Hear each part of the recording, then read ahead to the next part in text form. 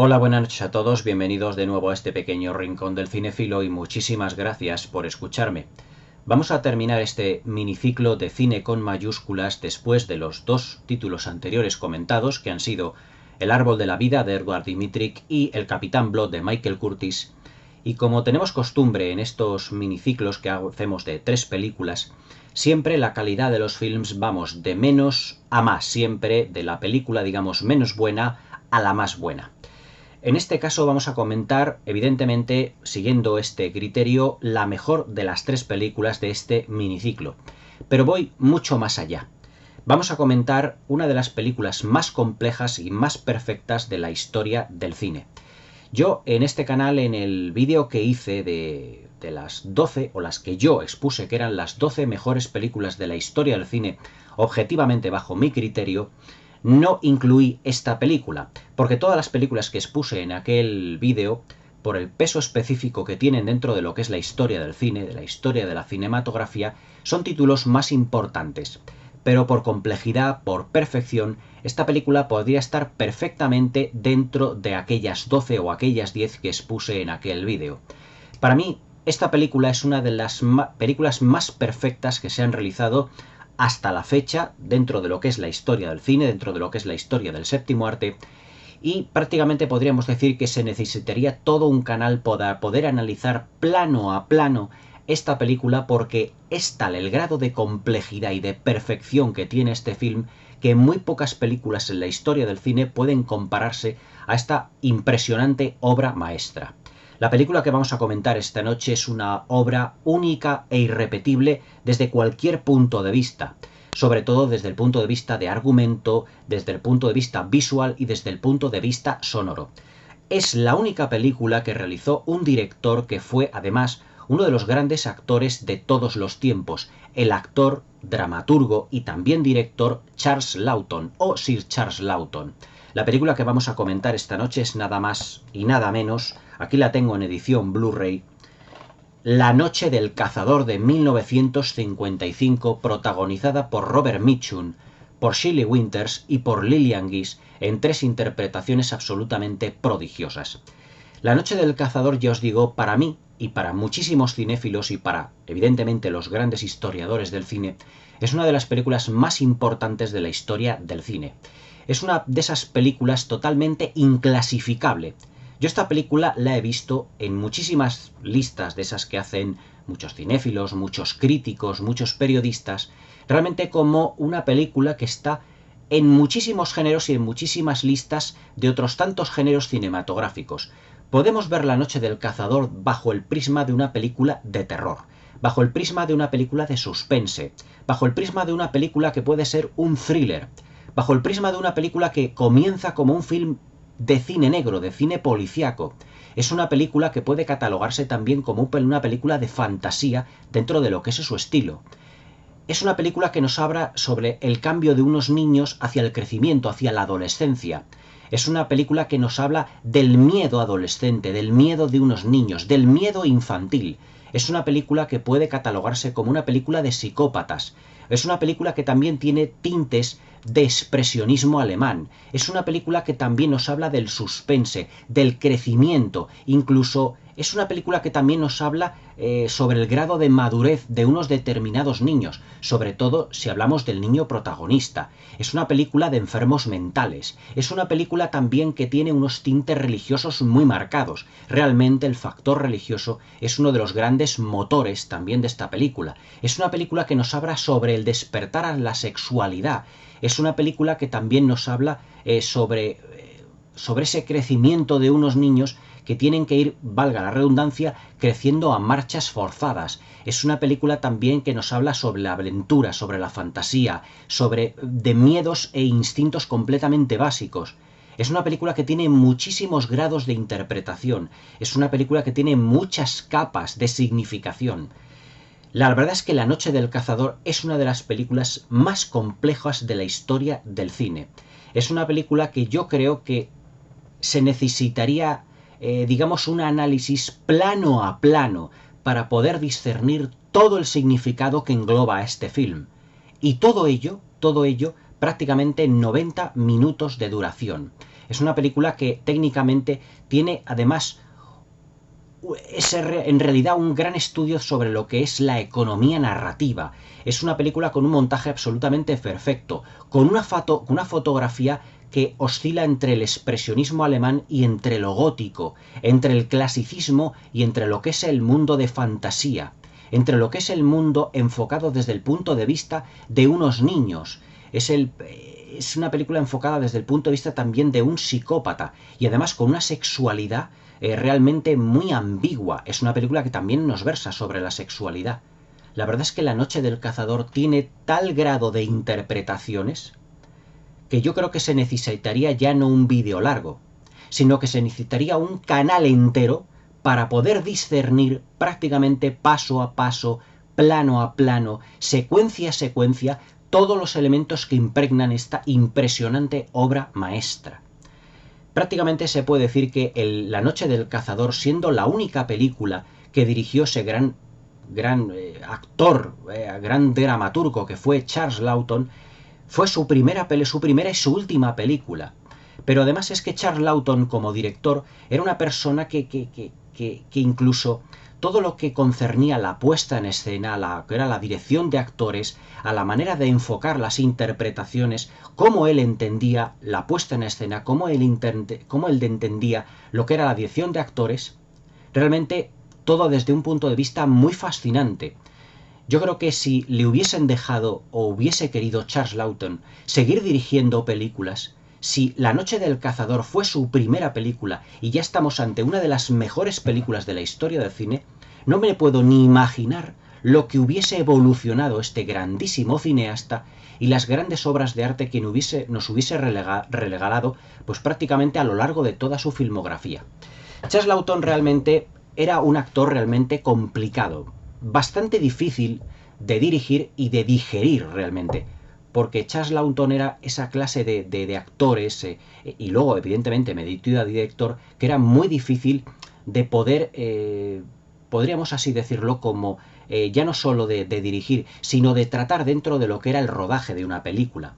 De ello nos puede hablar, pues por ejemplo, directores como Alfred Hitchcock, como Stanley Kubrick o como Billy Wilder, que fueron directores que dentro de sus proyectos contaron con Charles Laughton. Por ejemplo, sin ir más lejos, Alfred Hitchcock en en La posada Jamaica, que fue, pues se puede decir que una de las grandes películas que dirigió dentro de lo que fue la etapa norteamericana, la primera etapa norteamericana de Alfred Hitchcock, y además fue una de las primeras películas de Maureen O'Hara.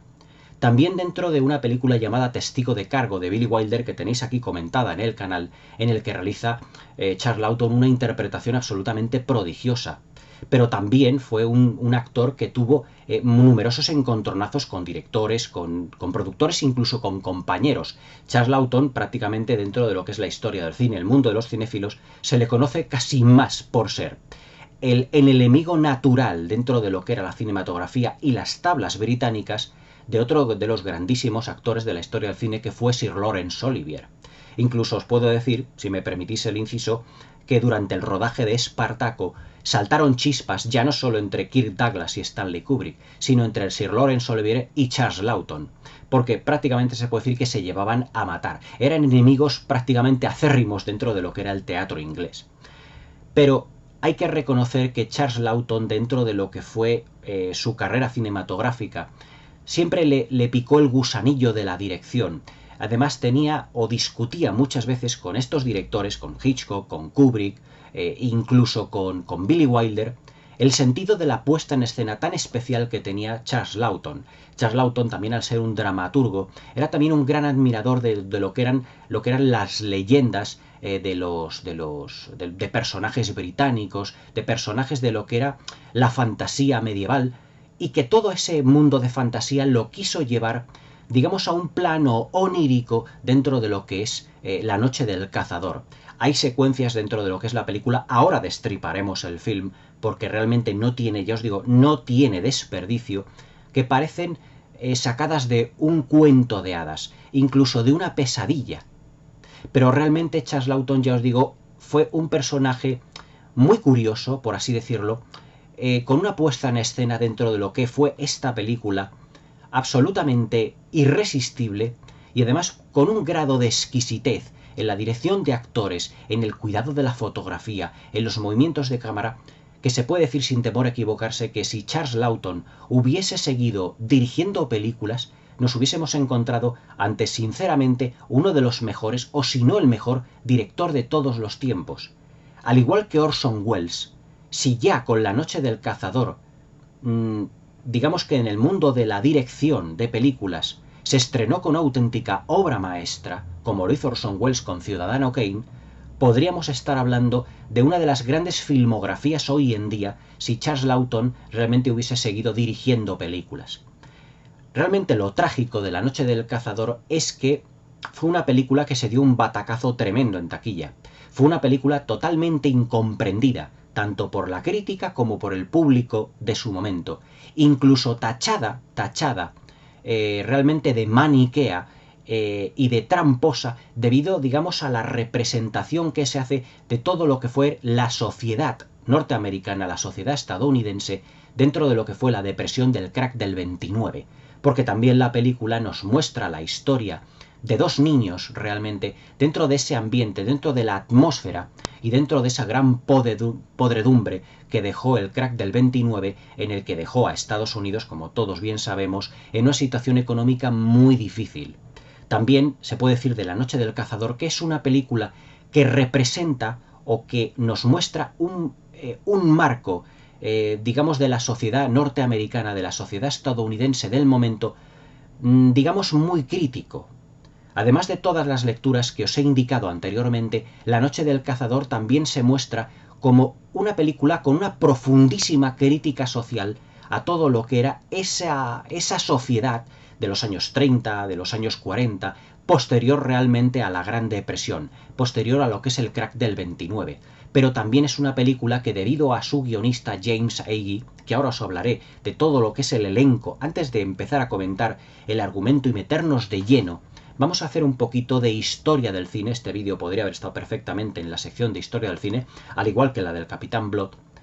Esta película también es un profundo análisis de todo lo que fue la sucesión de lo que fue el crack del 29, pero también reflejado en lo que son las personas dentro de los ambientes rurales, dentro de lo que es, no voy a decir los suburbios de una gran ciudad, pero sí, evidentemente, mucho más enfocado al mundo rural, al mundo de lo que son los pueblos, las aldeas, y sobre todo, cómo lo refleja Charles Laughton en la película, en lo que se refiere, por ejemplo, a la gran ignorancia, a la gran, digamos,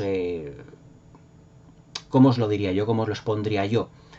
Al gran fanatismo religioso que había dentro de estas personas que se agarraban realmente a la religión porque eran tan pobres las familias de lo que es de lo que fue Estados Unidos, el crack del 29, sobre todo en las zonas rurales, que tenían un alto grado de pobreza, que todo eso está reflejado en la película, pero también, sobre todo, a la ignorancia, a la voluntad débil, eso es lo que quería decir anteriormente, de todas aquellas personas, de todo lo que eran las zonas rurales de Estados Unidos debido a la Gran Depresión.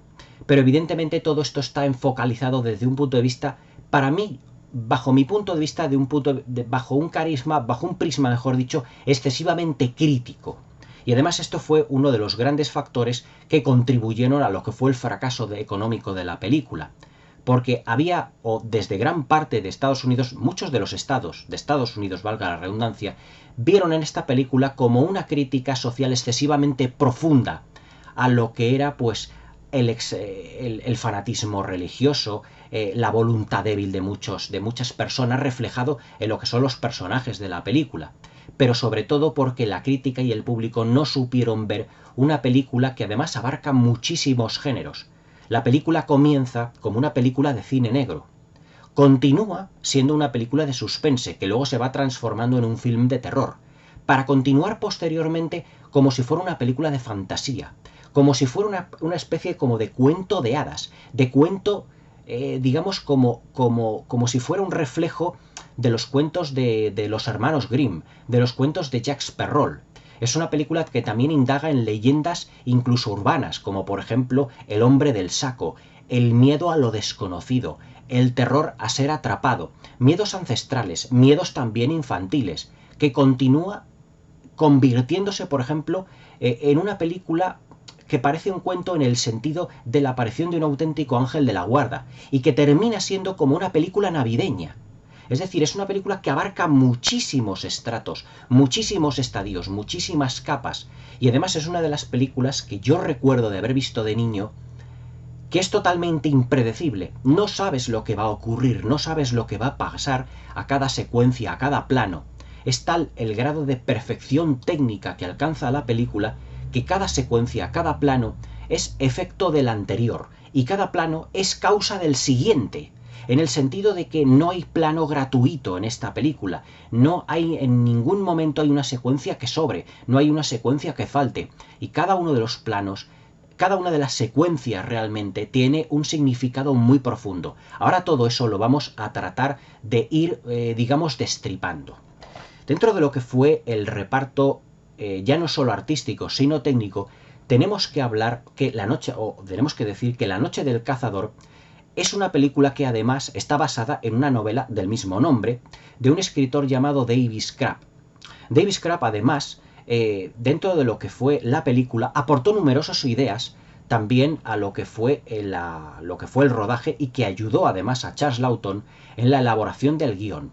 Pero realmente el guión estuvo adaptado, escrito por uno de los grandes guionistas de los años 50 en la época de oro de Hollywood, que fue James Agee.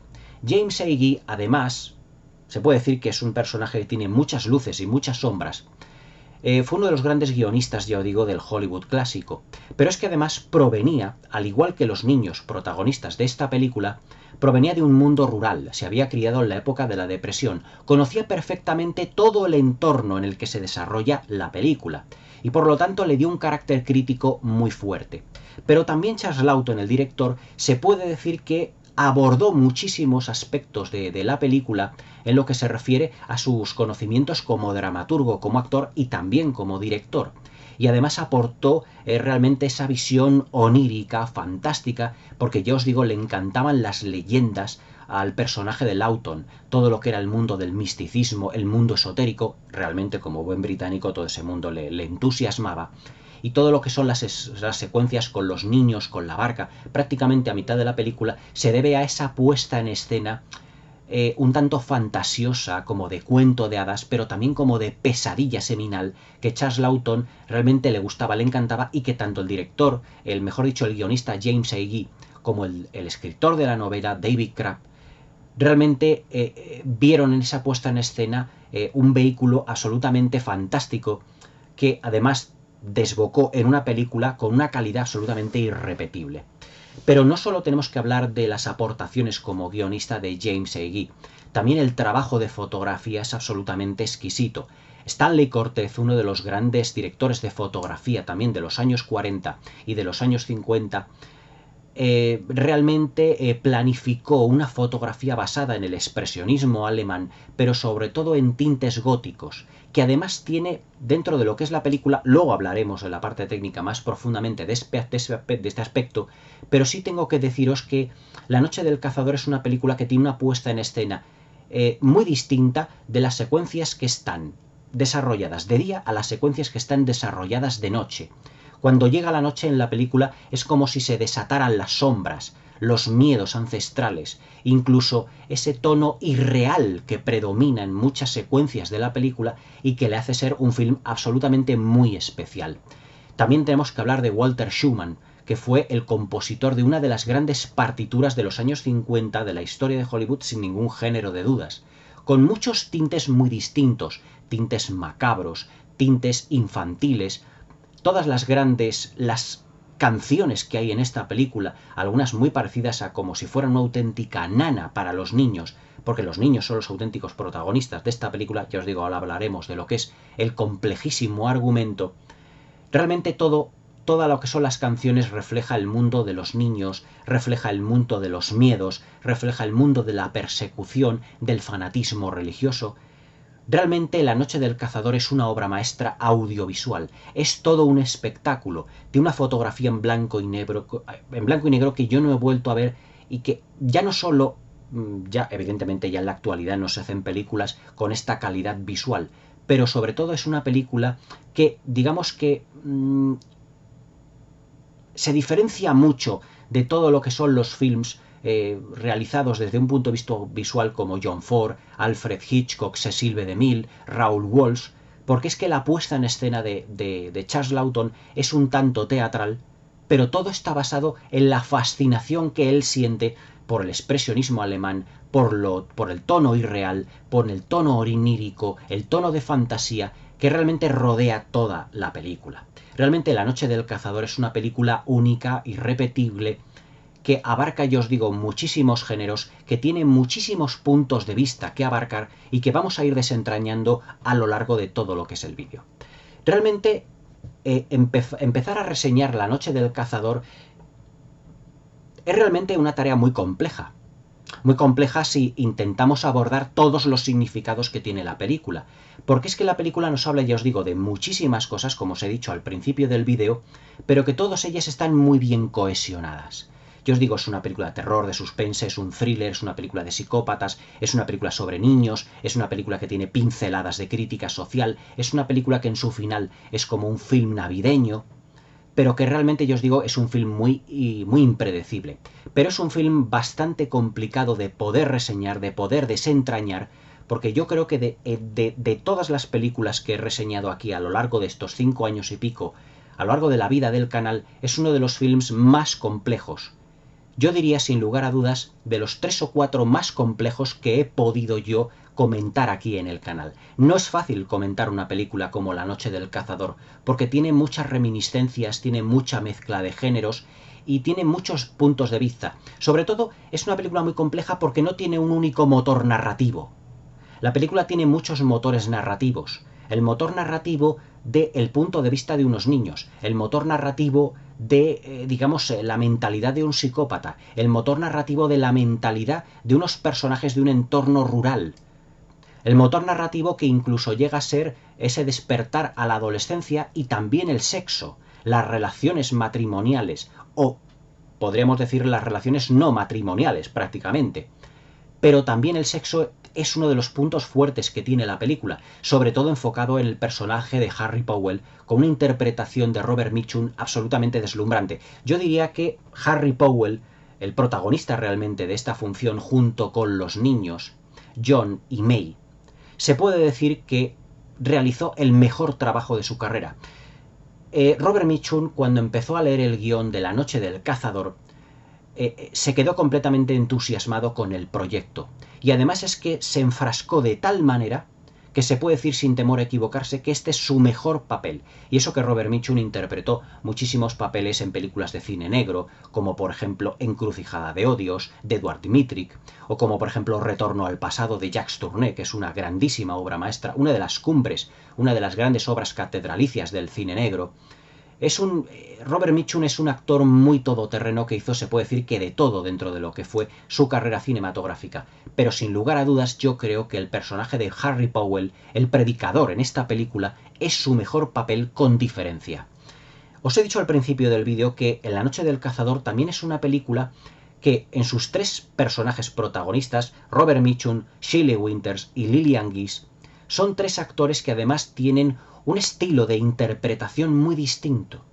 Robert Mitchum era, como él decía de Spencer Tracy, o como Spencer Tracy decía, para actuar bien tienes que aprenderte bien tu texto y procura no tropezarte con los muebles y con la escenografía y con el decorado. Realmente Spencer Tracy, en uno de los chistes, él era un personaje muy chistoso, tiene un sentido de humor muy abierto. Lillian Gish era una actriz que provenía del cine mudo, pero fue una de las grandes actrices ya no del cine mudo, sino también del sonoro, porque fue una de las pocas actrices que sobrevivió a la muerte del cine mudo, y que durante las grandes etapas del cine sonoro, también estuvo como protagonista y coprotagonista, aunque realmente pasó a ser, digamos, una de las grandes actrices de reparto de la historia del cine. Dentro de lo que fue la historia del cine mudo, Lillian Gish fue una de las grandes protagonistas. Sin ir más lejos, esa mano que mece la cuna dentro de lo que son las introducciones de la historia de intolerancia de David Ward Griffith, que la tenéis aquí comentada en el canal y que es sin duda una de las mejores películas de la historia del cine, ella es la mano que mueve la cuna de la intolerancia en aquella película. Pero es que luego realizó una cantidad de títulos realmente ingente dentro de lo que fue la gran etapa del cine mudo. Y luego, además, debido a su voz aterciopelada y además a su interpretación, a sus interpretaciones muy expresivas, supo adaptarse muy bien a todo lo que fue el cine sonoro. La interpretación que hace Lillian Gish en esta película realmente es portentosa y para mí también es uno de sus mejores papeles. Pero Lillian Gish, el estilo de interpretación era muy distinto al de Robert Mitchum. Robert Mitchum era más al estilo de los años 40, años 50, ya os digo, como Spencer Tracy, de aprender el texto y obedecer las indicaciones del director. Lillian Gish realmente era más una interpretación más visual, porque ya os digo, provenía del cine mudo. Pero es que luego estaba la tercera en discordia, que era Shelley Winters. Shelley Winters era una actriz del método, además que fue una de las grandes maestras del Actors Studio.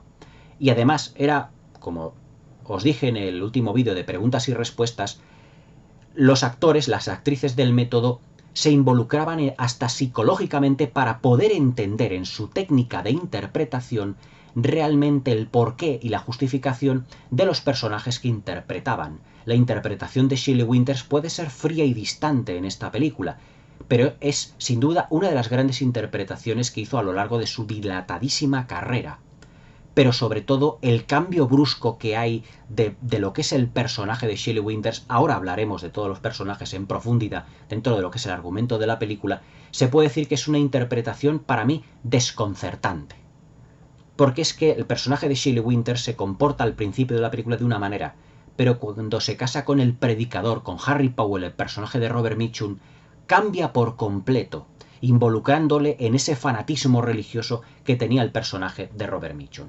Y ahora sí, vamos a intentar destripar, y digo intentar porque realmente La Noche del Cazador es una película tan sumamente compleja que caben muchas interpretaciones de esta película. Yo en este vídeo os voy a dar lo que es la interpretación de cómo la veo yo, porque tiene, ya os digo, muchos matices que la hacen además una película totalmente inclasificable. Pero vamos a intentar destripar La Noche del Cazador porque es una película absolutamente complejísima e inabarcable. Ya os digo que es una película muy difícil de comentar porque tiene muchos motores narrativos. Primeramente tenemos la historia de unos niños que ven cómo a su padre, realmente que ha robado dentro de la Gran Depresión y que ha asesinado, les hace jurar a sus hijos, a estos dos niños que son John y May, que no desvelarán nunca el paradero de un dinero que él ha robado, que son $10.000. Un dinero que está dentro de una muñeca de la niña, de su hija pequeña, que es May. Pero cuando este hombre, Ben Harper, el padre de estos dos niños, interpretado por Peter Graves, uno de los protagonistas de Aterriza como puedas, sin ir más lejos, esos niños ven cómo a su padre le capturan, esos niños crean un trauma en sí mismos. Y además es que la secuencia está planificada para que al niño se le quede realmente en la memoria grabado ese trauma de ver a su padre capturado por la policía, cómo se lo llevan detenido y que además será ajusticiado y que será condenado a muerte. El niño también, o los niños John y May, tendrán que sufrir, incluso dentro de una de las lecturas que tiene la película, cómo sus compañeros, sus amigos del pueblo donde ellos están viviendo, se burlan de ellos. Y aquí es donde empieza el verdadero calvario del horror, un calvario del horror para los niños, porque ya tendrán que hacer, frente a la incomprensión y a la crueldad de sus amiguitos, como alguno de ellos pinta un monigote de un ahorcado que simboliza su padre. Porque dentro de un pueblo, os podéis imaginar, dentro de lo que son los pueblos, realmente se conoce o se sabe todo. Y ese personaje, Ben Harper, el padre de los niños, realmente ya va a estar marcado hasta el momento de su muerte como un asesino y como un ladrón. Hay una secuencia en donde los niños entran dentro de una tienda para comprar una serie de comida y le dice la tendera, le dice allí el personaje que está allí, que les va a atender, le dice: ¿realmente vosotros estáis de acuerdo con lo que hizo vuestro padre? ¿Dónde metisteis el dinero? ¿Qué hicisteis con ello? Y claro, los niños están hablando de su padre, sobre todo al niño, que en la planificación de la primera secuencia hemos visto que como en un primer plano el niño gritaba ¡no! viendo a su padre cómo era reducido por la policía y creándole ya un trauma psicológico. Ahí ya lo que es el terror y el horror de lo que son los niños va a empezar a crecer dentro de lo que es la mentalidad de los mismos, sobre todo en el personaje de John, el niño protagonista de la película. Por otra parte, tendremos al personaje del predicador interpretado por Robert Mitchum, un predicador que realmente es un falso predicador, que él está hablando continuamente con Dios, pero que realmente él es un psicópata. Él no está bien de la cabeza. Él es un personaje, podríamos decir que misógino, porque este personaje que habla con Dios también a su vez va a espectáculos de mujeres, seguramente un striptease, como al principio de la película se nos desgrana una secuencia, pero que él tiene, realmente tiene una navaja en uno de los bolsillos de su chaqueta.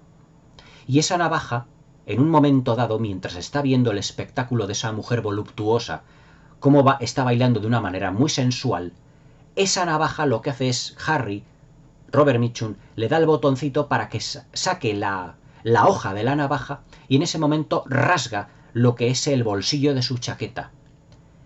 Eso realmente tiene varios significados. Podemos interpretarlo con que Harry Powell, el predicador o el falso predicador interpretado por Robert Mitchum, que está viendo el espectáculo de esta mujer con un rostro absolutamente como de ira, de rabia, pero también un tanto ambiguo, se puede decir que esa navaja que ha roto la chaqueta, el bolsillo de la chaqueta, se puede interpretar de dos maneras. Se puede interpretar como desde el punto de vista misógino, como que odia a la mujer y en su mente trate de matarla. Pero también podemos enfocarlo desde el punto de vista como si fuera una pulsión sexual. La salida de la hoja de la navaja podemos interpretarla como una erección, al ver a una mujer voluptuosa que está realmente enfrente de él.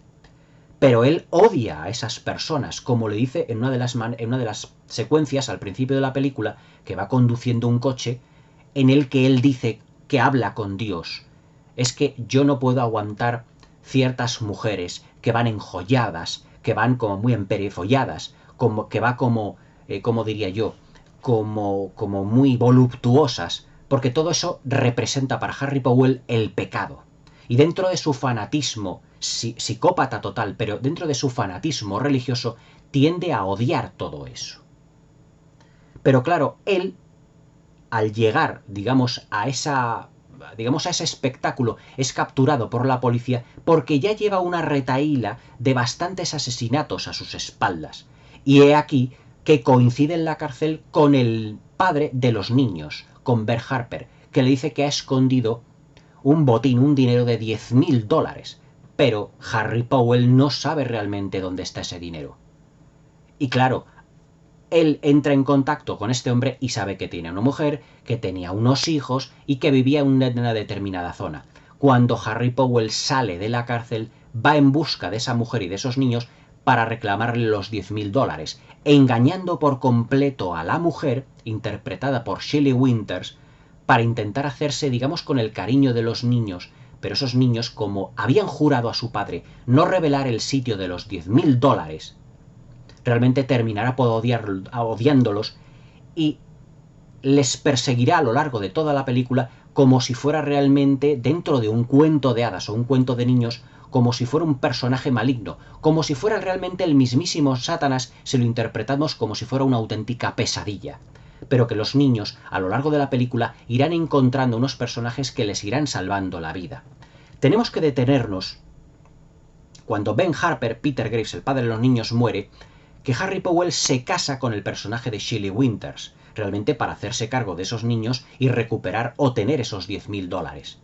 Pero cuando se casa con el personaje de Shelley Winters, cuando la intenta convencer para casarse con ella, aquí es donde entra en conflicto uno de los momentos cumbre de la película, y que realmente fue uno de los más polémicos, que es la representación de lo que es el Estados Unidos rural, de lo que fue en los años de la depresión, del crack del 29 y la absoluta pobreza que había dentro de las personas. Y no era solo una pobreza económica, también una pobreza de alma, porque al no tener realmente prácticamente muchos de ellos comida, vivir en la pobreza, se agarraban mucho a la religión, convirtiéndolo en un fanatismo religioso todo lo que era su vida. Y esto es uno de los componentes que el guionista anteriormente citado James Agee quiso recalcar muy bien en la película, pero que no sentó bien en cada una de las zonas de Estados Unidos donde se puso el film, ya que la representación que hace Charles Lawton y los guionistas de esta película de lo que es el entorno rural de Estados Unidos en la época de la Depresión fue muy criticado. ¿Por qué fue muy criticado? Porque los personajes que están en esta atmósfera, en este microcosmos rural, son personas de una voluntad sumamente débil, pero también sumamente variable. Esa debilidad está simbolizada en el personaje de Shelley Winters. Cuando Shelley Winters conoce al predicador, evidentemente no quiere casarse con él, porque dice, es que Ben Harper, mi marido, acaba de morir, acaba de fallecer, no quiero casarme con otro hombre. Pero debido a la presión de muchas de sus amigas de lo que es el pueblo, sobre todo el personaje de Icy Spoon, que es la típica señora mayor, un tanto cotilla del pueblo, también con una religión muy exacerbada, le cae muy bien el predicador cuando llega allí al pueblo, cuando empieza a conocer al personaje de Willa, de Shelley Winters, y le dice, es que esos niños necesitan un padre. Pero claro, realmente como para dar que hacer o dar que hablar a todo lo que es el entorno rural del pueblo, convence a Willa, a Shelley Winters, de que se case realmente con el predicador, cuando ella en principio no quería. Pero la logra convencer. O sea, fijaos hasta dónde estamos llegando.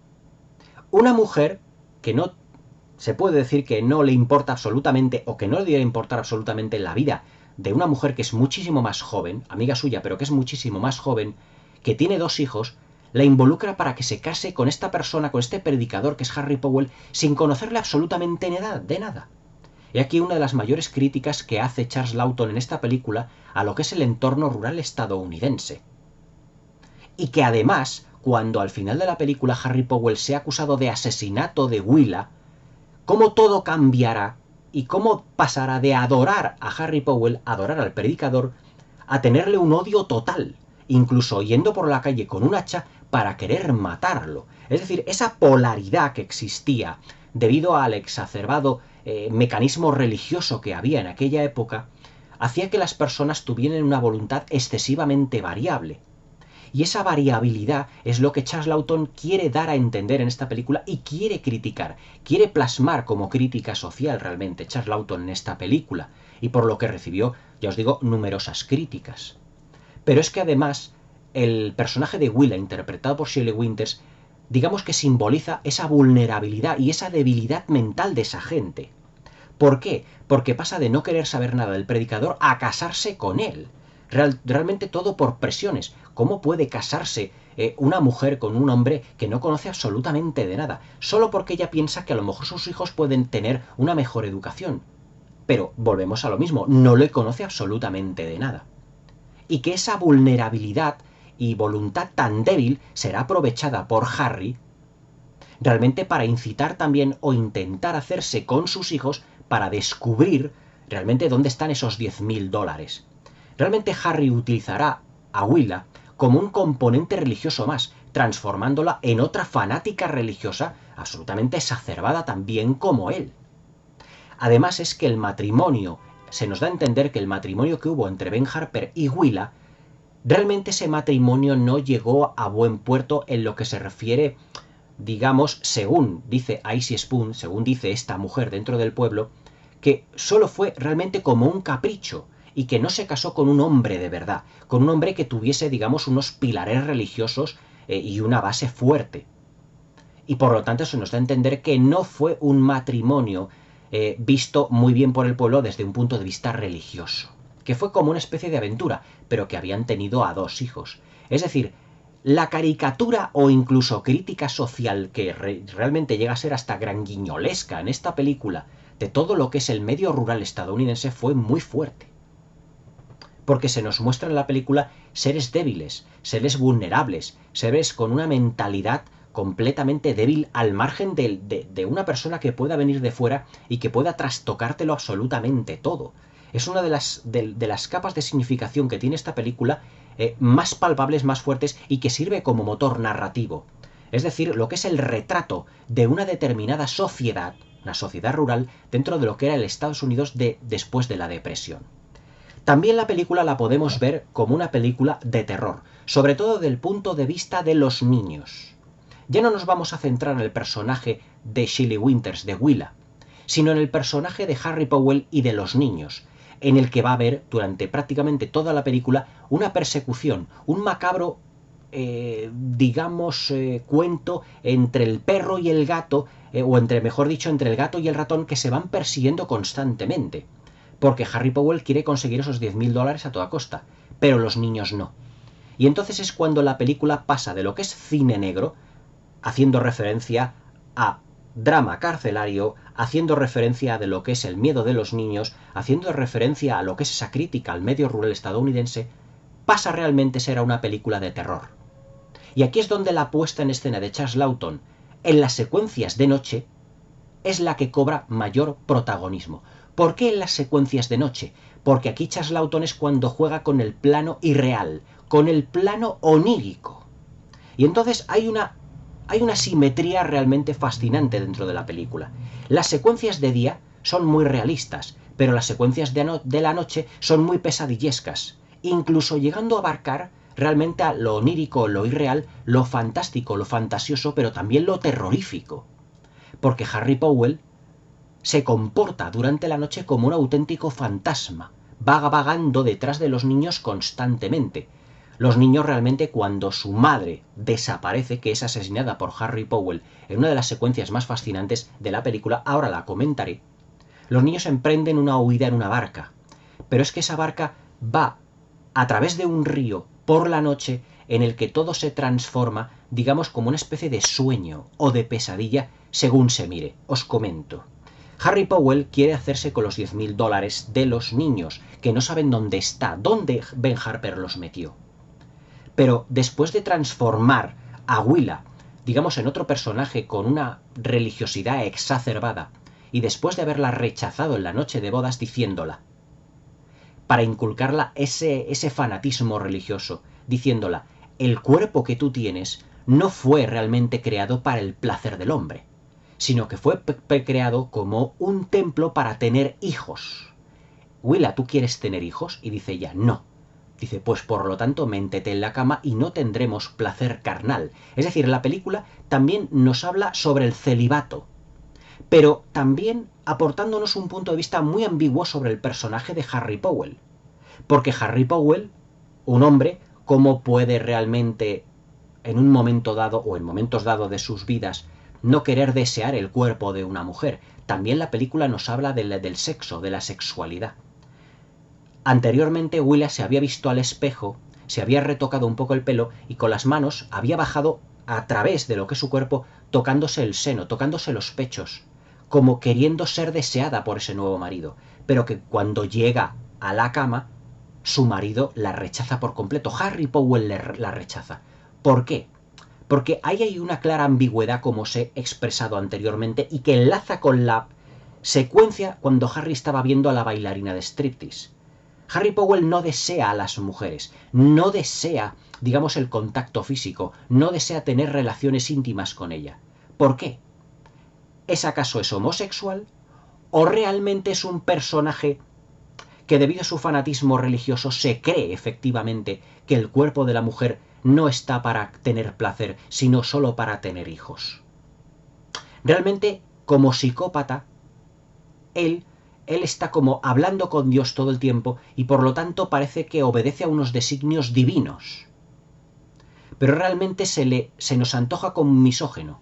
La interpretación que yo veo de Harry Powell en ese sentido es que es un misógino, que odia a las mujeres, las desea, pero también las rechaza. Desea poseerlas, pero a su vez también no quiere que ellas disfruten sexualmente. Como nos había mostrado en esa secuencia al principio de la película cuando está viendo a la bailarina striptease, él, con su navaja, tiene una erección, por así decirlo. Esa navaja representa la erección, pero también representa el placer de matar. Son diferentes placeres. Harry Powell sustituye el placer sexual por el placer de matar. Porque cuando está en esa secuencia, que está con Willa a punto de matarla, él coge la navaja, ella está tendida en la cama, y un hombre había poseído a su mujer. Pero él, después de alzar el brazo al aire como si fuera un designio divino, como si Dios hablara con ella, él coge la navaja, la abre, coge la hoja como si fuera una erección y no vemos realmente cómo mata a Willa. Es decir, ahí utiliza Charlton la economía narrativa para darnos a entender que Harry Powell ha matado / penetrado sexualmente o misóginamente a Willa y por lo tanto se la quita de en medio. Es como si ese acto de matar / penetrar, ese acto de matar / sexual, es como si fuera el último aliento de Willa. Tú vas a tener como placer de ser mi víctima o placer sexual o lo que él entiende como placer sexual, que es a través de su navaja, que es como si fuera su pene realmente, que es como si fuera su último aliento, el último aliento de vida. Y entonces es cuando Harry ya se quita de en medio a Willa para centrarse en la persecución de los niños. Pero fijaos que aquí lo que hace Charles Laughton es marcarnos, subrayarnos mucho la ambigüedad del personaje de Harry Powell, porque ya os digo, no llega a poseer a Willa, sino que la mata. Para Harry Powell, matar es el placer sexual que él tiene.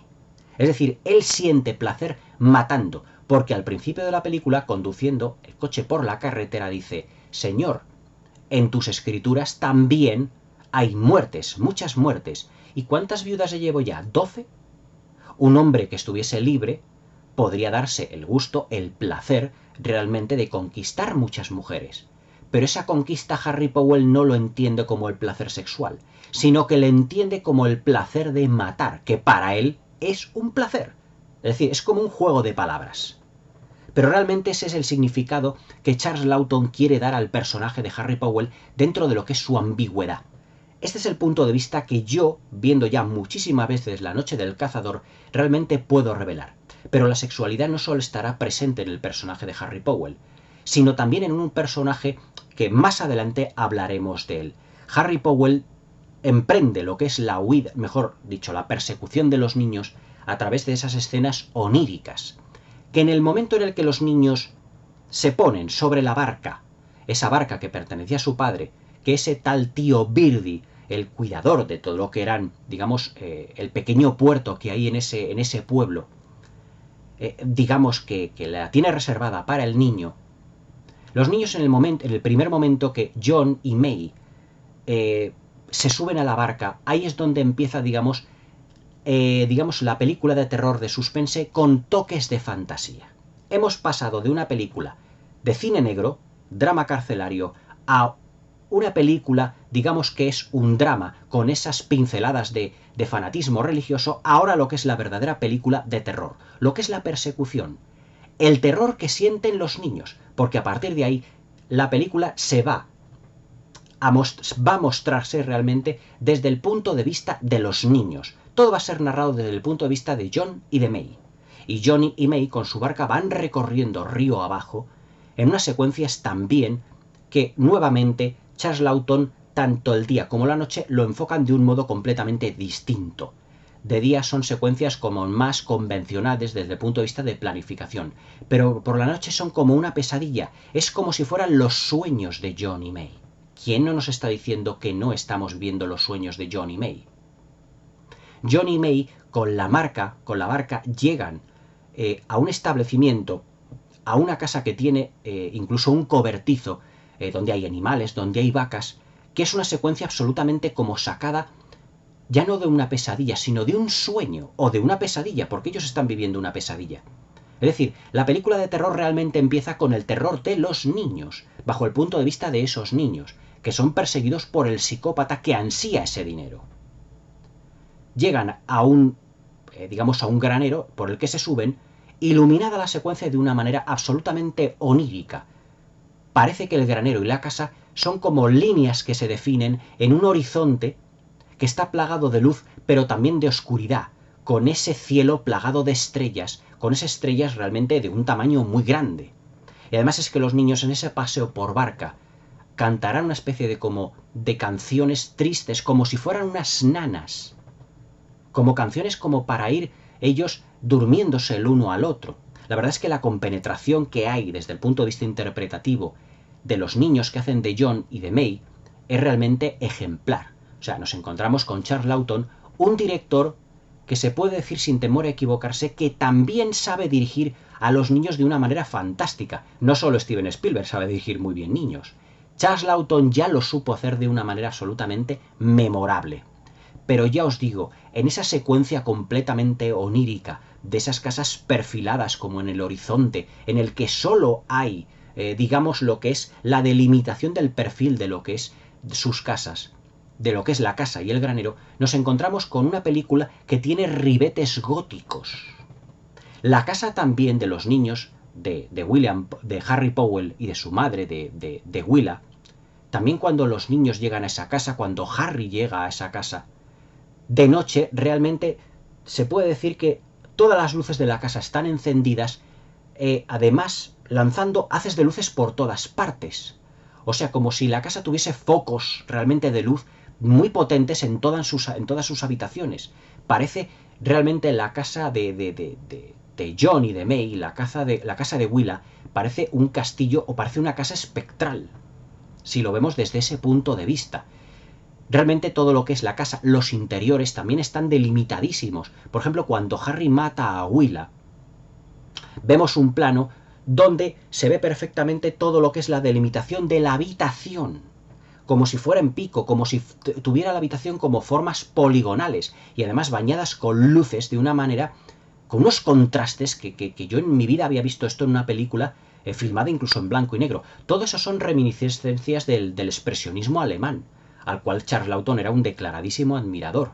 Es decir, desde el punto de vista visual, cuando se puede decir que cae la noche, la película se transforma en secuencias oníricas, pero también en secuencias, ya os digo, de sueños, pesadillescas, con pinceladas de cine gótico. Es que la película llega visualmente a momentos que yo creo que son absolutamente fascinantes y que no están presentes en ninguna otra película de la historia del cine. Y cuando John y May van recorriendo ese río, sobre todo en las secuencias de noche, la película se transforma ya no solo en un film de terror o de horror por lo que los niños están viviendo en persecución a ese personaje que es Harry Powell, también en una película de fantasía, en la que la presencia de los animales, como si fuera un cuento, es muy presente. Hay planos donde hay un sapo, en un primer plano, y en un segundo plano está la barca de John y de May, que está yendo por el río. También unos conejos que aparecen por allí, un zorro, una tortuga. Es decir, es como si estuviesen penetrando dentro de lo que es, digamos, un mundo completamente desconocido para ellos. Y además con una utilización de la banda sonora que Walter Schumann, dentro de la partitura, magnífica partitura que escribió para esta película, es como si nos estuviera definiendo el film como con retazos, como si fuera, como diría yo, cómo describiría yo las partituras de estas secuencias de la película, como si fuera un vals triste, como si fuera un vals un tanto trágico por todos los acontecimientos que están viviendo los niños. Pero es que los niños darán ya de día a parar, se despertarán de esa pesadilla que ha sido la persecución de Harry Powell, el predicador, interpretado por Robert Mitchum, que les ha perseguido incluso en esas secuencias oníricas, que yo no estoy incluso... Realmente, si algunas secuencias son como los sueños de John y de May, sobre todo cuando John se despierta en ese granero y de repente ve en el horizonte que aparece el predicador de fondo montado en un caballo y cantando en una especie como de nana también, o del vals trágico o de canción que yo no sabría cómo definir porque también es un tanto ambigua, pero va viendo cómo el predicador montado a caballo va recorriendo todo lo que es el plano, cantando esa canción que los niños no terminan de desembarazarse de ella, en unas secuencias que yo creo que las hubiese firmado, o yo creo que sirvieron incluso de inspiración a David Lynch para muchas de sus películas. Cuando los niños llegan con la barca a un determinado sitio, es cuando aparece el personaje de Lillian Gish. Y aquí es cuando la película se transforma ya no en un film de terror o de fantasía, sino en un cuento. Ya no nos hablamos de pesadilla o de película de suspense o de thriller, no, aparece ya el cuento de hadas. Porque su hada madrina, su ángel protector, será Lillian Gish. ese personaje que es muy entrañable, totalmente entrañable, que se va a transformar prácticamente en la protagonista femenina de la película. Es una señora ya entrada en años, pero que ostenta una casa donde tiene a 3 niñas que son huérfanas, o por lo menos que seguramente han sido abandonados por sus padres. Durante la época de la depresión, había bebés, que muchas familias y muchos hijos que los abandonaban, porque no podían darlos de comer. Una situación tristísima. Entonces, esta mujer, Rachel Cooper, Lillian Gish, en una interpretación muy deudora de cine mudo, atención a las miradas y sobre todo a la interpretación de Lillian Gish a través de sus ojos, es un auténtico ángel de la guarda. Y aquí es donde la película, si os he dicho anteriormente que establece muchas simetrías, aquí es donde las simetrías ya cobran protagonismo propio, porque Harry Powell simboliza el mal, ya os lo he dicho, pero es que Lillian Gish simboliza el bien. Harry Powell es el demonio, Lillian Gish es el ángel protector.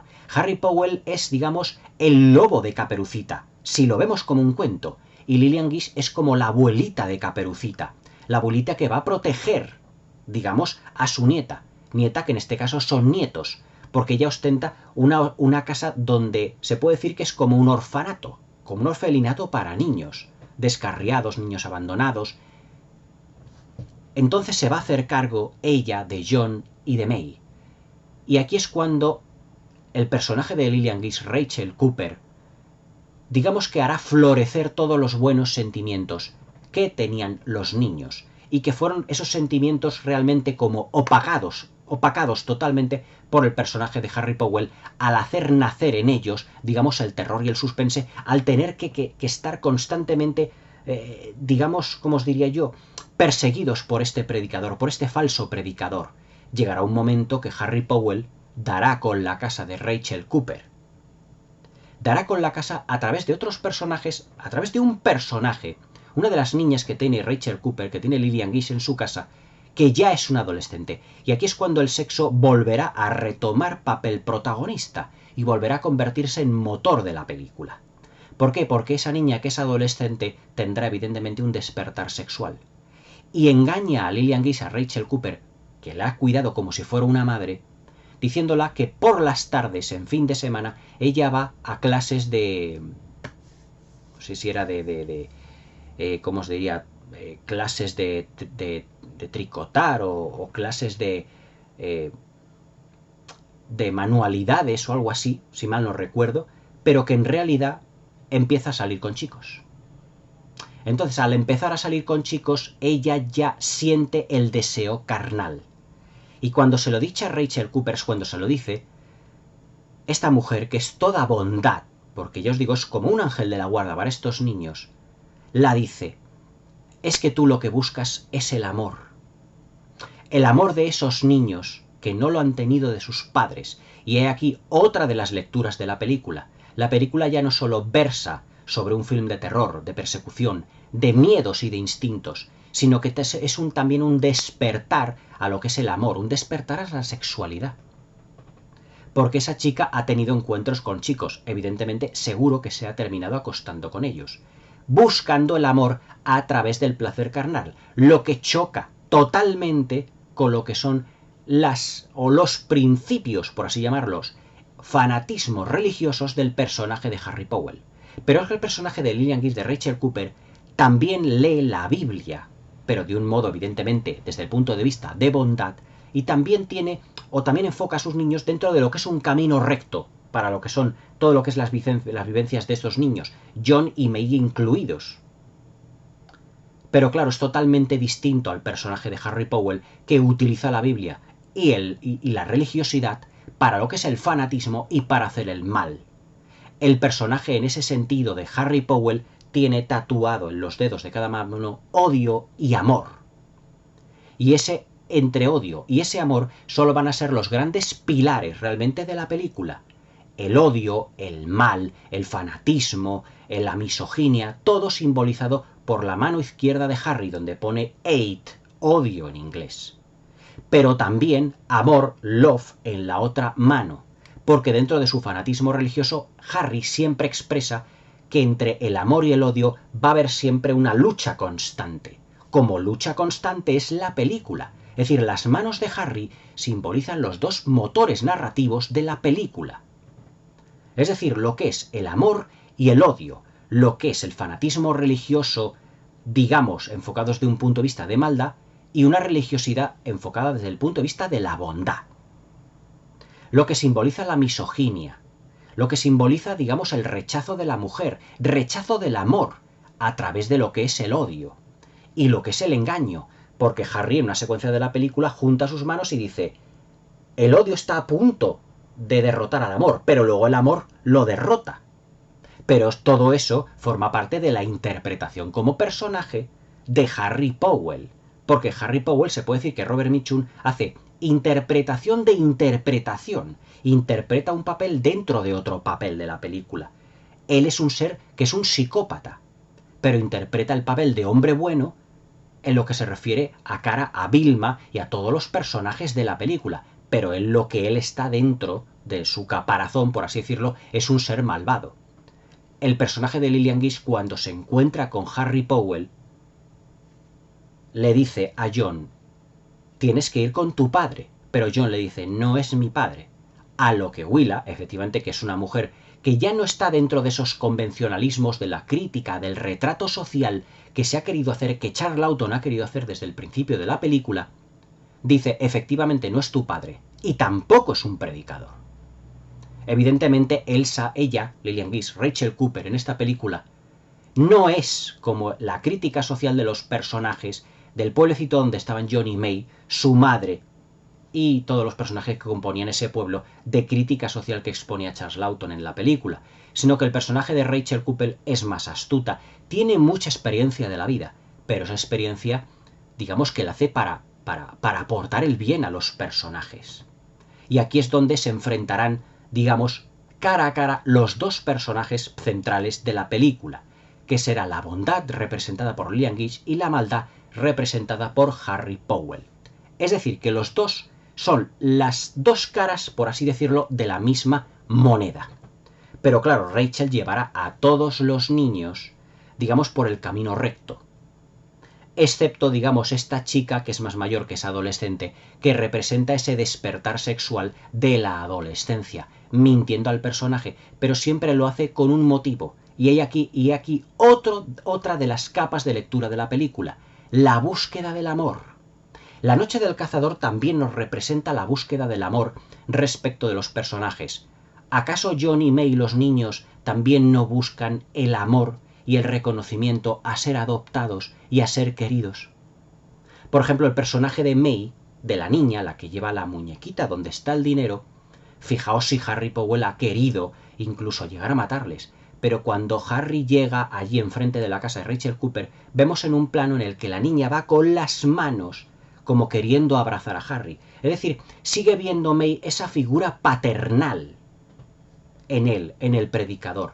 Es decir, el amor de May que tiene hacia Harry Powell es totalmente desinteresado, que vuelve a ser otro contraste en la película, porque choca con el desinterés, mejor dicho, el interés que tiene Harry Powell por la niña. Cuando se la sienta en el regazo y le dice, yo te voy a decir un secreto mío, pero tú tienes que decirme otro secreto, intentando sonsacarle dónde estaba el dinero. Pero claro, la niña pues se llega totalmente a acomplejar o a asustar cuando Harry le dice, oye, maldita niña, eres tonta, eres estúpida, dime dónde está ese dinero. Y claro, ante la niña, ante esos insultos, pues se echa a llorar totalmente. Pero aún así, la niña sigue queriendo a Harry.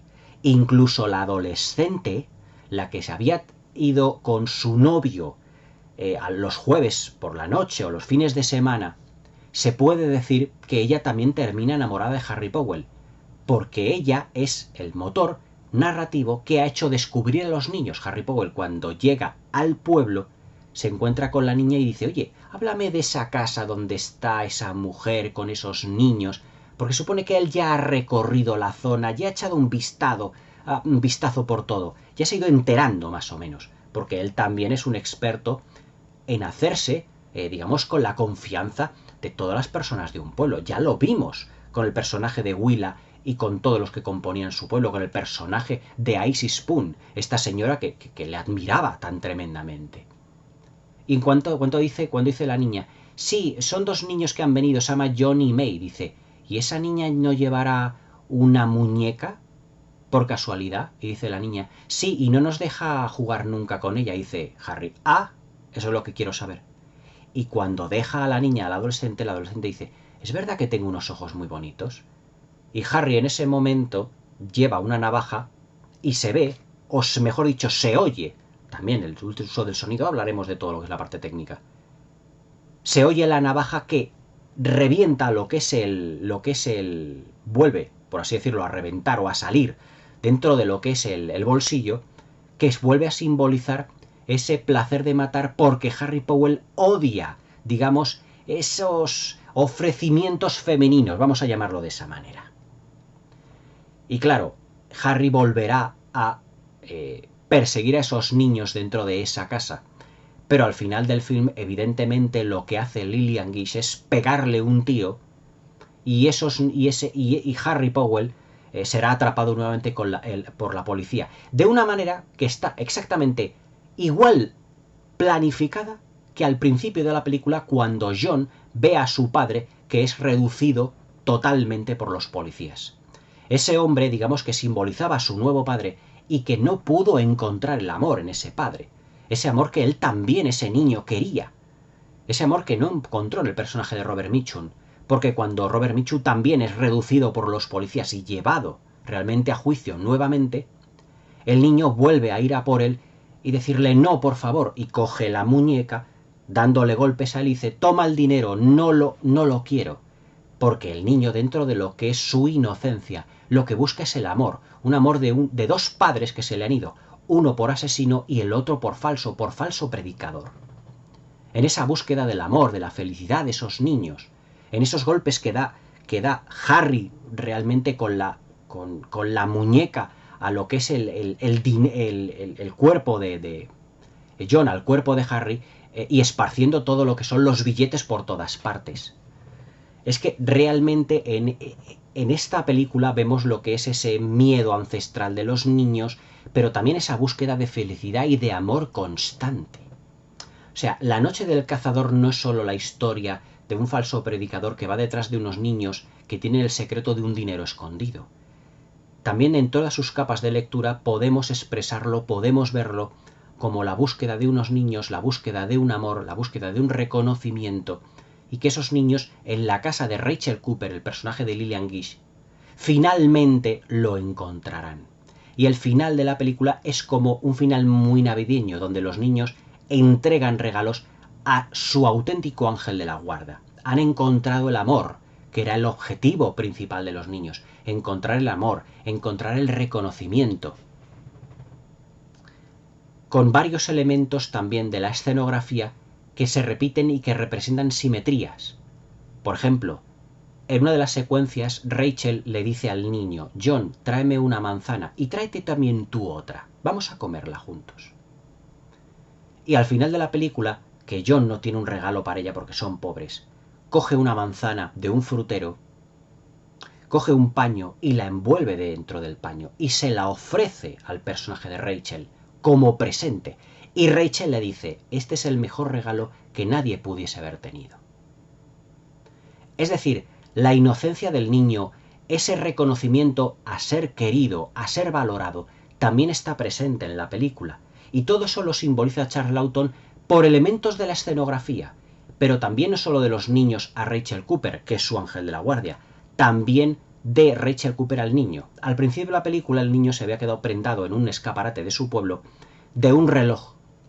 Pero ese reloj será el regalo que tendrá John al final de la película. Por lo tanto, la estructura narrativa siempre es en círculo en la película, porque representa simetrías que se van repitiendo. Es una película cuya estructura narrativa es un círculo, pero también es como un espejo, porque tiene secuencias, tiene elementos en las dos partes, digamos, del espejo. Incluso los espejos también simbolizan algo en la película. Cuando Willa está frente al espejo, le dice Harry, ¿qué ves en ese espejo? Yo te lo diré, ese cuerpo que ves, nuevamente, como os he dicho anteriormente, no está hecho para el placer del hombre. Pero también es un espejo la película porque a cada elemento de bondad hay un elemento de maldad. Lillian Gish es el ángel de la guarda de los niños. Harry Powell es el demonio que los persigue. Ese reloj que lo quería John al principio de la película, pero que termina también al final de la película teniéndolo. Es decir, se vuelve a repetir. Nuevamente el espejo, por así decirlo, o repetición de planificación, es cuando Bert Harper es reducido el padre de los niños al principio de la película y al final, en esa circunferencia que es la estructura narrativa de la película, también es reducido Harry Powell, el padre falso de los niños. Tenemos al padre verdadero, que era Ben Harper, interpretado por Peter Graves, y al padre falso, interpretado por Robert Mitchum. O sea, fijaos si hay similitudes, si hay simetrías. La película también tiene, además, yo siempre que la he visto, una extraña poesía. Poesía en los movimientos de cámaras, en los juegos de luces, incluso Charlton un guiño a lo que es la nostalgia y poesía del cine mudo. Porque cuando Harry ha matado a Willa, a la mañana siguiente va en busca de los niños y hay un plano que cuando Harry se dirige a la casa y va a entrar dentro, el plano se reduce en un fundido en negro como si fuera perteneciente al cine mudo, pero que ese plano nos va a dar la ubicación donde están los niños, que es en el, digamos, en el trastero, en el subsuelo de la casa de Willa Harper y de los niños, evidentemente. Es decir, utiliza Charlton unos mecanismos poéticos dentro de lo que es la película, sobre todo también en la banda sonora. Tengo que deciros que primero la película se filmó, evidentemente, y luego Walter Schumann, el compositor, filmó la banda sonora inspirándose en las imágenes. Hay películas que son al contrario. Los directores, digamos, tienen en cuenta la banda sonora para planificar la película en función de la banda sonora. Por ejemplo, John Carpenter. John Carpenter lo que hace en sus películas de suspense es que, como él también utiliza la banda sonora, la compone también, es, digamos que, como se hacía en la época de los grandes musicales de Hollywood, es planificar las secuencias en función de la música, para que todo sea muy rítmico. Pero aquí es al contrario. Se planifica la banda sonora en función de las imágenes. Walter Schumann, el compositor de la partitura de esta película, dijo que había compuesto la banda sonora en función de lo que había visto de las imágenes. Dijo Walter Schumann que las imágenes de La noche del cazador eran tan extraordinariamente poderosas que escribió la banda sonora, se puede decir que en tiempo récord. La banda sonora, ya hablando de lo que es la parte técnica de lo que es la película, se puede decir que es otro de los eventos que narran el film. Tienen un componente también fantástico, trágico y terrorífico y de suspense. Pero es que la banda sonora tiene tintes, yo diría, es que es muy difícil. Por eso os digo que comentar La noche del cazador no es fácil. Porque lo que es la banda sonora tiene un componente, por así decirlo, vamos a decir, poético, nostálgico, trágico, terrorífico. Es como unos extraños valses, como unas extrañas melodías que van creando una atmósfera muy agobiante, pero a la vez inquietante. La secuencia en la que Harry va a asestar, Robert Mitchum va a asestar, digamos, la penetración, la puñalada a Willa para matarla, el que pone así el brazo como haciendo caso como de una inspiración divina, como si Dios en ese momento estuviese hablando con él dentro de lo que es la psicopatía de Harry Powell. La música es muy triste. Es muy triste en muchos momentos, como si nos estuviera a punto de decir la película que va a ocurrir un hecho trágico, aunque todos sabemos que esa secuencia no va a terminar bien, porque visualmente nos lo está diciendo Charlton. Ahora vamos a hablar también de cómo Charlton compuso las imágenes para que tuviesen una carga, por así decirla, visual de narración también. Ahora vamos a hablar de la planificación. Pero lo que es la banda sonora es que tiene muchos componentes, inquietante, pero a la vez también tiene partituras, mejor dicho, tiene composiciones muy alegres, como muy pastorales, esa es la palabra, como muy pastoral. Por ejemplo, cuando Rachel Cooper lleva a los niños a comprar una de las tiendas del pueblo, la banda sonora es muy alegre. Además es que ella va caminando y detrás van los niños como en fila india. Me recuerda mucho a Mary Poppins. Ve mucho a Mary Poppins Rachel Cooper en esa secuencia. Porque ella va caminando cuando dice Mary Poppins, dice Julie Andrews, un dos, y van los niños caminando detrás de ella. También en fila india, que van los tres. Pues aquí ocurre lo mismo. O sea, aquí Lillian Gish va caminando y los niños van en fila india, y además todos muy bien vestiditos, con una cesta. Es decir, como muy educaditos, ¿no? Va como muy educaditos los niños y todo eso. Y claro, el ambiente se respira en ese momento es de alegría. Por lo tanto, la composición es muy alegre, muy pastoral, muy desenfadada en ese momento. Evidentemente no es la composición, por ejemplo, trágica, incluso terrorífica, como cuando Ice Spoon le dice a Willa, deberías de casarte, y de repente el plano cambia y vemos ese tren que va como llegando a ese pueblo, pero todo acompañado de una banda sonora muy terrorífica, como mostrándonos el advenimiento de ese demonio que es Harry Powell. Es decir, que es que la banda sonora también tiene un protagonismo realmente impresionante en la película, desde el primer momento. La película en ese sentido también es una declaración de intenciones desde el principio, hablando de las simetrías, sobre todo de las simetrías visuales, porque el primer plano de la película es ese cielo estrellado y aparece Lillian Gish en ese parlamento diciendo: no os fiéis de los falsos predicadores que se visten con pieles de cordero, y en las estrellas, como si fueran ángeles del cielo, de ahí evidentemente la representación religiosa, aparecen las caras de los niños. Es decir, que es que La noche del cazador tiene tantos significados por plano y por secuencia, que incluso la parte técnica todo eso ayuda. Una secuencia al principio de la película técnicamente impecable, con ese fundido en donde aparece Lillian Gish como si fuera un ángel del cielo. A su vez, Harry Powell es como un ángel caído, porque habla con Dios constantemente, incluso recriminándole. El ángel caído, Satanás, fue un ángel que desobedeció a Dios en el cielo y por eso fue castigado al infierno. El infierno de la tierra que cree que Harry Powell es realmente, llena de pecado por todas partes, etcétera, etcétera, y que él rechaza, y que rechaza los placeres terrenales, rechaza los placeres carnales. Por lo tanto, fijaos todas las conexiones que tiene esta película. Es que podemos estar hablando horas de todas las conexiones que tiene esta película porque realmente son impresionantes. Vamos a pasar a hablar de la fotografía de Stanley Cortez, porque realmente es uno de los puntos fuertes de la película, lo que te entra por los ojos. La planificación que tiene, ya os he dicho anteriormente, que es diferente al día y a la noche. Al día la planificación de Charles Laughton es más convencional, muy rica, y además dejando la cámara prácticamente al nivel, ya no de los ojos como hacía Howard Hawks, sino al nivel del pecho o de la cintura de los personajes. Por eso vemos mucho todo lo que es el terreno, todo lo que es todos esos bosques que rodean al pueblo, el río, que tiene una presencia realmente apabullante y de gran protagonismo esta película.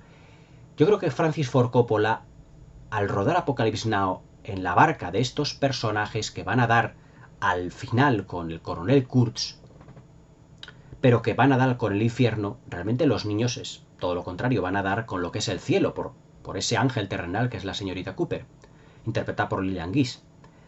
Pero en La noche del cazador realmente ese río también tiene protagonismo porque también hay unos niños en una barca que van completamente hacia lo desconocido, al igual que los personajes de Apocalypse Now de Coppola. Yo creo que Apocalypse Now, que Coppola se inspiró mucho en La noche del cazador de Laughton, sobre todo para enfocar ese componente también onírico y de pesadilla que tiene Apocalypse Now al final de la película. Una película que también tiene, todo debo decirlo, una fotografía impresionante de Vittorio Storaro. Precisamente Apocalypse Now y La noche del cazador pueden ser las dos películas visualmente más fascinantes de la historia del cine. Ahí lo dejo. Pero ese río con esos brillos a la luz de la luna, también para remarcar el tono onírico, también es otro protagonista más. Además es que llega un momento en la película que la banda sonora de los... Vamos, lo que es la secuencia de los niños en la barca, la banda sonora va desapareciendo y va dando paso al sonido de los animalitos del bosque.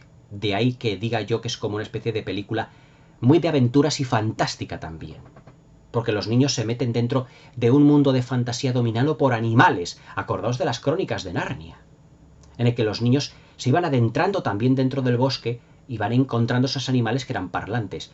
Aquí también los niños se van encontrando con animales pero evidentemente no hablan con ellos, por supuesto. Pero también tienen un protagonismo incluso dentro de lo que son los planos, la planificación. Esa planificación de noche es lo que a mí me fascina dentro de la película, porque al igual que las películas de David Lynch, no sabes si las secuencias de noche son realmente imaginaciones de los niños dentro del mundo de los niños, o si son reales. O sea, Charles Laughton juega mucho a la ambigüedad, el elemento ambiguo que yo siempre os digo que los directores, los grandes directores, tienen que tener. Los grandes directores se diferencian de los directores normalitos, de los artesanos, como suelen decir los críticos, de que siempre tiene algunos elementos de ambigüedad para un poco desconcertar o descolocar al espectador y que él lo interprete como quiera. Yo interpreto que realmente no lo sé. Si esa es la gracia, que realmente no lo sé si esas secuencias oníricas de noche de esos niños, porque incluso May, la niña que es muy pequeña y que apenas habla en la película, se pone a cantar a la muñeca. O sea, dominando el vocabulario, dominando la canción con una voz muy idílica, como diciendo, parece que es un sueño de su hermano. Es muy desconcertante la película en ese sentido, tan desconcertante como la interpretación de Robert Mitchum, que cuando los niños se suben a la barca, Robert Mitchum empieza a comportarse de un modo raro, como si tuviera también rasgos animalescos. Por ejemplo, cuando los niños suben a la barca y se empiezan a alejarse, que Robert Mitchum va con la navaja detrás de ellos, empieza él a emitir unos ruidos guturales y luego a gritar, como si se le escapara la vida. También cuando Lillian Gish le pega el disparo a Robert Mitchum cuando están dentro de la casa, empieza a chillar como si fuera un animal herido. Pero claro, recordemos que si está todo enfocado desde el punto de vista de los niños le pueden ver como un animal, como un demonio herido, como un animal herido realmente. Esa interpretación de Robert Mitchum a mí me desconcierta también mucho. Porque dices, ¿por qué se comporta así Robert Mitchum? ¿Por qué ese psicópata se comporta así? O sea, a partir de que los niños se meten en la barca y empiezan a ir por el lago, por el río, la interpretación de Mitchum se vuelve extraña, animalesca, con gritos, con ruidos, con gruñidos. Muy extraña en realidad, lo que le da también un carácter, ya os digo, como de cuento macabro. Fijaos si le estamos sacando lecturas a La noche del cazador. La noche del cazador es una película que yo creo que podríamos estar aquí comentando de una manera infinita, porque yo os digo, cada plano, cada secuencia, cada interpretación, todo tiene un porqué, pero es que además no hay plano gratuito. Todos los planos, todos los momentos que podemos sacarles a esta película tienen un significado muy profundo que además está enraizado y también conectado constantemente con el resto del film. Es decir, cada secuencia es efecto de la anterior. Y una secuencia y esas mismas secuencias es causa de la posterior. Todo va entrelazado de una manera absolutamente memorable. El ritmo es otro de los puntos fuertes de la película. El ritmo de La noche del cazador es maravilloso, porque es que no decae en 90 minutos. Pero es que la atención que nosotros tenemos hacia esta película es realmente portentosa. O sea, la estamos viendo y como es impredecible, no sabemos lo que va a ocurrir, nos mantiene pegados. Y además a un ritmo en el que solo en 90 minutos ocurre todo lo que hemos estado destripando en el film, y os puedo decir que estamos arañando la superficie.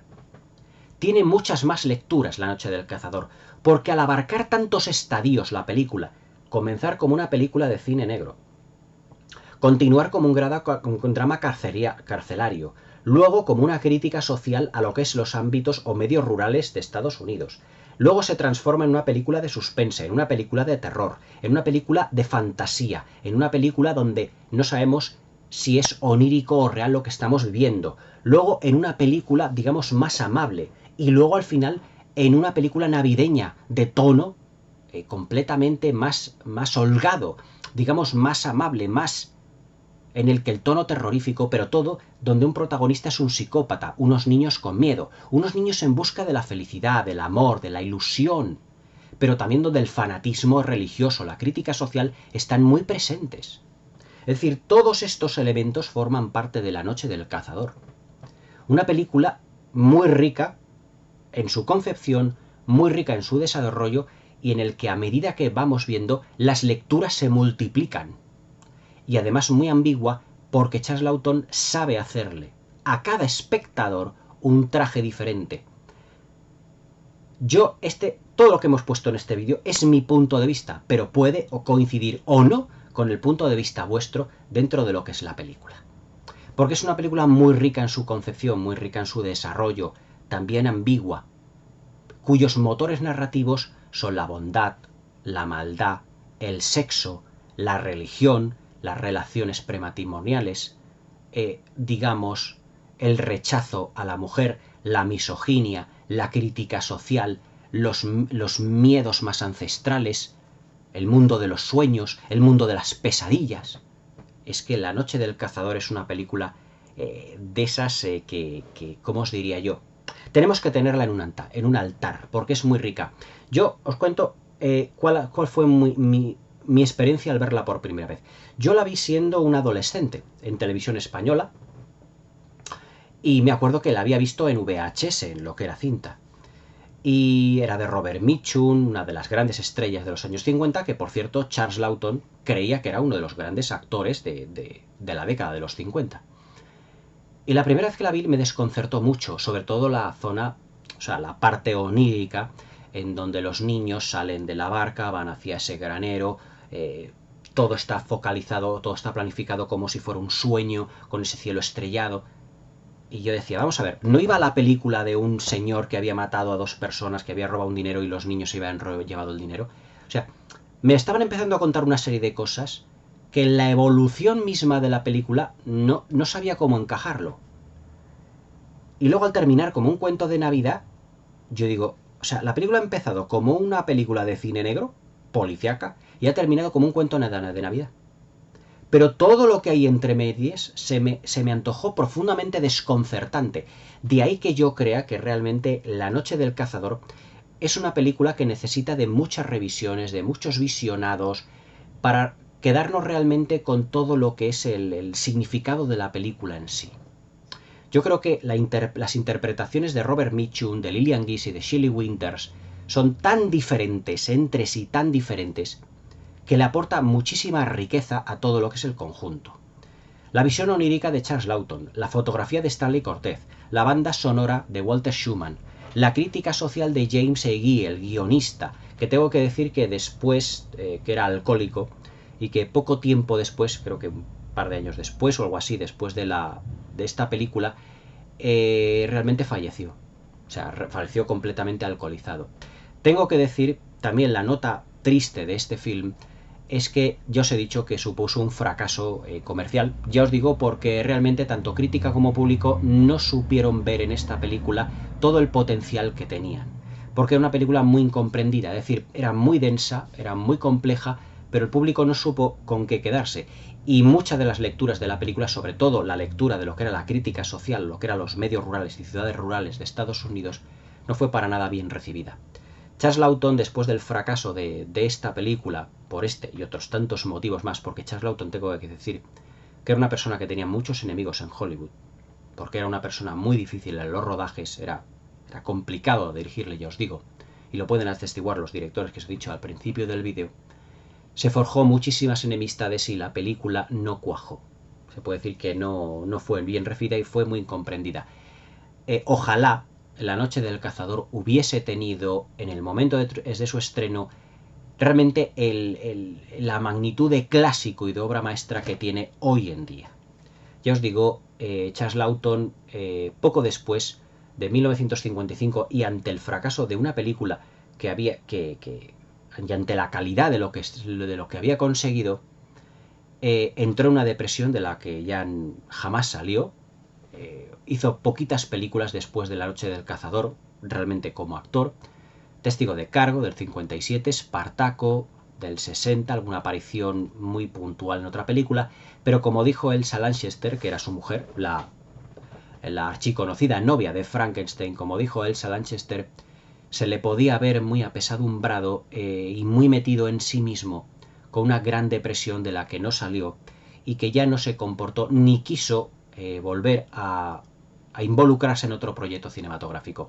Es más, Charles Lawton se lo tomó todo esto, digamos, el fracaso de crítica, de público, que los productores no, que habían puesto muchísima ilusión en el producto, dejaron de creer en él, como una traición a Hollywood, del que él había dado muchas de las grandes interpretaciones del cine de aquellos años. Se lo tomó realmente como una traición, y Charles Lawton se puede decir que después del fracaso de La Noche del Cazador ya no solo no volvió a dirigir ninguna película, es que ya sus interpretaciones ya no tuvieron, digamos, la calidad de las que habían tenido anteriormente al estreno de La Noche del Cazador.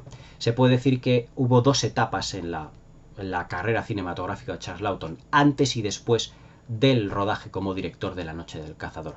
Realmente una auténtica lástima después de la calidad de película que habían obtenido. Pero hoy en día, ya os digo, es una película que es ya muy reivindicable. Se puede decir que La Noche del Cazador es la película de culto por antonomasia, sin ningún género de dudas, y que es un film absolutamente único e irrepetible. Es la inspiración de grandes directores de hoy en día como Charles Lawton, de grandes directores como David Lynch, que ya os digo que Cabeza Borradora tiene una inspiración total en esta película, no hay más que ver ese mundo onírico que David Lynch nos representa mucho en sus películas, pero llevado a un límite mucho más, evidentemente mucho más exacerbado en las películas de Lynch, pero también es una película muy admirada por Tim Burton. O sea, ese goticismo, esas casas, esos exteriores un tanto recargados, esa fotografía con ese barroquismo en blanco y negro que Stanley Cortés le dio ese toque realmente único y maravilloso, esa ambientación audiovisual expresionista que le dio Lawton a la fotografía y al empaque visual del producto, convirtieron a La Noche del Cazador pues en una película de esas que dices, es uno de los grandes films de todos los tiempos, sin ningún género de dudas. Además, desde el punto de vista interpretativo, tengo que decir que Charles Lawton, durante el rodaje, tuvo que lidiar, ya os digo, con tres actores diferentes, pero que tuvo que dirigirles o que tuvo que comprender tres estilos diferentes de interpretación. Y eso que Charles Lawton realmente había dirigido también obras de teatro en lo que era su carrera, porque antes de actor de cine fue actor de teatro, como buen actor británico. Pero tengo que decir que, digamos que como actor, mejor dicho, que como director, supo amoldarse perfectamente a todo lo que fue el grado de interpretación y el estilo de interpretación de Robert Mitchum, de Lillian Gish y de Shelley Winters. El Actors Studio, actriz del método Shelley Winters, más convencional, digamos más sencillo, pero también complejo en lo que se refiere a la Robert Mitchum, y a un estilo de cine mudo en lo que se refiere a la interpretación de Lillian Gish. Como nota anecdótica tengo que deciros que Robert Mitchum siempre dijo que los dos mejores directores con los que él había trabajado habían sido Otto Preminger y Charles Lawton. Realmente La Noche del Cazador, esta película que tengo aquí, es una auténtica obra de arte única e irrepetible. Hoy en día se puede decir que es un film absolutamente incuestionable en lo que se refiere a los listados de mejores películas de todos los tiempos. Y además es que es una película que ha suscitado muchísimos ríos de tinta. Fijaos que estamos haciendo un vídeo en el que estamos intentando, digamos, destripar todo lo que conlleva el film, pero me he dejado muchas cosas en el tintero. Es decir, la riqueza que tiene La Noche del Cazador no es sencilla de abarcar. Por eso os he dicho que no es una película para nada fácil de comentar, fácil de reseñar. Y con esto termino y un último apunte. La versión restaurada que viene en este Blu-ray, el encargado, como de otros grandes clásicos de la historia del cine que salen realmente en formato físico, fue gracias a Martin Scorsese. Martin Scorsese también estuvo en el proceso de remasterización de La Dolce Vita de Federico Fellini, pero también estuvo en el proceso de remasterización de La Noche del Cazador de Charles Lawton. Tengo que decir que esta edición de Divisa, en edición de Blu-ray, se ve con una calidad realmente impresionante, y además es que mantiene el grano original. Es lo que tenía rodar en formato de cámara de 35 milímetros. Es decir, el grano es en Cinemascope. Ya en el 55 ya se había inventado. En el 53 se inventó con la túnica sagrada, el Cinemascope. La película es en Cinemascope en formato de pantalla 1.85. Y la verdad es que el formato Cinemascope Charlton lo domina desde el principio hasta el final. La noche del cazador es realmente para mí una de las grandes películas de la historia del cine. Una película física, o sea, poderosamente física, tengo que decirlo. Una película inabarcable, una película donde las lecturas se multiplican, una película que es totalmente impredecible, que es una habilísima mezcla de géneros, que tiene muchas lecturas y que versa de muchísimos temas, muchos de ellos tabú en la época de los años 50.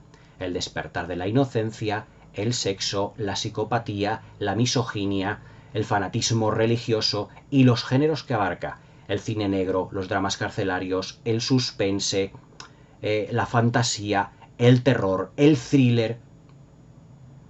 Todo lo tenéis en esta película, en 93 minutos absolutamente prodigiosos.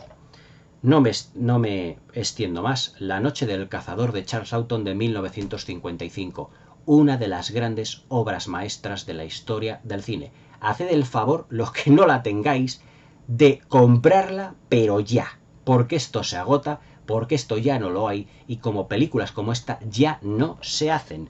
Parece un tópico, pero es verdad. La noche del cazador de Charles Laughton, una auténtica maravilla, una obra maestra de todos los tiempos, una de las grandes películas del séptimo arte. La película define lo que es hoy en día una película de culto. Y porque el peso específico de las películas que yo mencioné en aquel vídeo de las 12 mejores películas de la historia del cine, objetivamente hablando, tienen más importancia. Pero esta película, La noche del cazador, podría ocupar perfectamente el primer lugar como mejor película de la historia. Por todo lo que abarca. No vais a encontrar una película igual que La noche del cazador. Espero que os haya gustado la review, que me deis a un like del comentario de esta maravillosa obra maestra. Un 10 rotundo. Cómo me gustaría ver esta película en el cine, aunque no creo que me moriré y no la veré en el cine nunca. Es una de las pocas películas que a mí me gustaría ver en el cine, junto con Apocalypse Now, junto con Ben-Hur, La caída del Imperio Romano. La noche del cazador es una auténtica maravilla. O sea, no tengo palabras para definir lo que es La noche del cazador. Auténtico cine con mayúsculas. Espero que os haya gustado la review de esta absoluta obra maestra. Creo que me dejo bastantes cosas en el tintero. Pero ahora que lo pienso, creo que después de 1 hora y pico que llevamos de vídeo, yo creo que tenemos que poner punto y final. Dejad de lo que estéis haciendo y ver La noche del cazador. O sea, una película que yo creo que es irrepetible. Todos los adjetivos calificativos que yo le esté exponiendo a esta película se quedarán cortos para definir una película que yo creo que no solo que no volverá a repetirse, es que perdonad que me extienda, pero yo creo que Charles Laughton tenía que haber rodado muchas películas. Hubo seguramente una mano negra. Esto ya es cosecha propia lo que os estoy diciendo. Yo creo que hubo una mano negra en Hollywood que no le dejó crecer a Charles Laughton como director. Pero yo os digo que tenía muchísimos enemigos. Laurence Olivier, uno de los que tuvo muchísimo éxito en Hollywood. Pero qué lástima que Charles Laughton no continuara con esta auténtica maravilla de película. La noche del cazador.